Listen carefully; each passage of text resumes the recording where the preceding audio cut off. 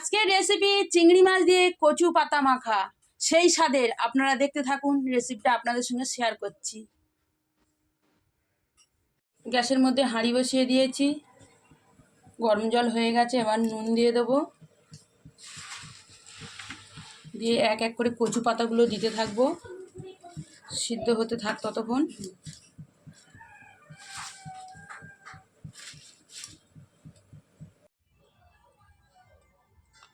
কচু পাতাগুলো ভালো করে সিদ্ধ করে নিয়েছি, খুব সুন্দর সেদ্ধ হয়ে গেছে। জল ঝরাতে দিলাম, কালো কালো জল বেরিয়েছে।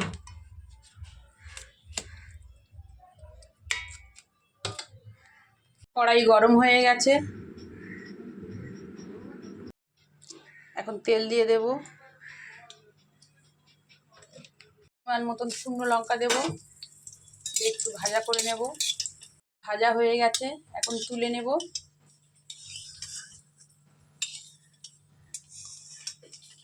তেলের মধ্যে চিংড়ি মাছগুলো দিয়ে দেব,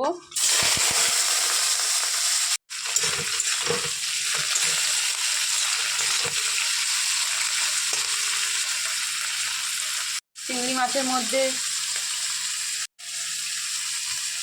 মাছের মধ্যে সামান্য নুন দেব, অল্প পরিমাণ মতন হলুদ দেব,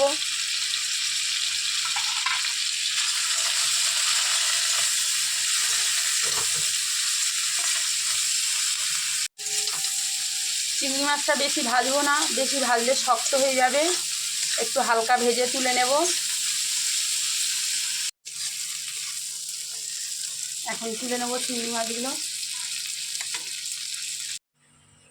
তেলের মধ্যে এখন রসুন দেব, আপনারা যারা রসুন খেতে ভালোবাসেন তারা রসুন দেবেন। আমি তো রসুন খেতে ভালোবাসি, তাই একটু রসুন দিয়ে দিলাম। একটু কালো জিরে দেব,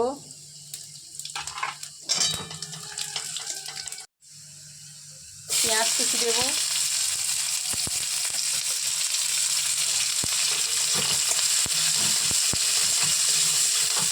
চিংড়ি মাছ মানে একটু পেঁয়াজ কুচি রসুন দিলেই ভালো লাগে বেশ খেতে। নুন দিয়ে চিংড়ি মাছ, শুকনো লঙ্কা একসাথে সব ডলে নেব। আর যখন কচু পাতাটা সিদ্ধ হয়ে যাবে তখন একটু খেয়াল করবেন, একটু টেস্ট করে দেখবেন যেন মুখে না ধরে।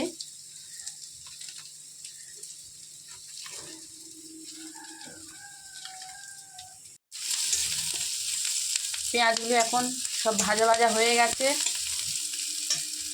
ডলে রাখা চিংড়ি মাছ দিয়ে দেবো।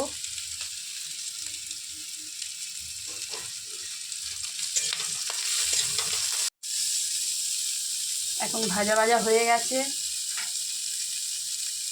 সিদ্ধ করা কচু শাকটা এখন দিয়ে দেব।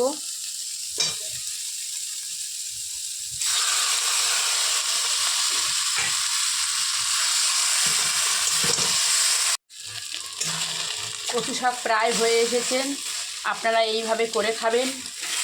এর উপকার হলো পেট খুব পরিষ্কার রাখে, ভিটামিনযুক্ত খাবার।